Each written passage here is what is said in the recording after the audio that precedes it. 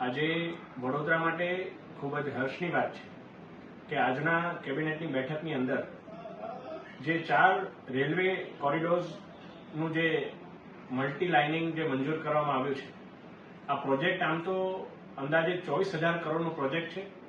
પરંતુ આ 4 કોરિડોર્સ છે એમાંથી એક મહત્વપૂર્ણ કોરિડોર એ વડોદરા રતલામ કોરિડોર છે. આ વડોદરા રતલામ કોરિડોરની અંદર 8,885 કરોડના ખર્ચે 3rd અને 4th લાઇનનું પણ સ્થાપના ત્યાં થવા જઈ રહી છે. વડોદરા રતલામ કોરિડોર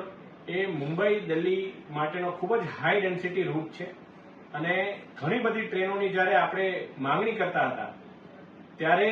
આ 3rd અને 4th લાઇન જે વધારાની લાઇન ના હોવાના કારણે આપણને એવું કહેવામાં આવતું હતું કારણ કે આપણી પાસે એટલી લાઇન અવેલેબલ નથી, એના કારણે આ ટ્રેન આપણે ફાળવી નહીં શકાય. પરંતુ આ જે પ્રોજેક્ટ છે, આ પ્રોજેક્ટની અવધિ 3 વર્ષની છે. 3 વર્ષમાં જ્યારે આ પ્રોજેક્ટ પૂર્ણ થશે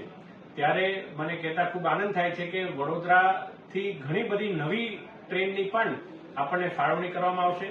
અને એક જે રેલવે કોરિડોરની અંદર સમગ્ર દેશની અંદર જે સૌથી વધારે પ્રવાસીઓ જે પ્રવાસ કરે છે એ કોરિડોરના અંતર્ગતનો ભાગ એટલે આ વડોદરા રતલામ કોરિડોર છે.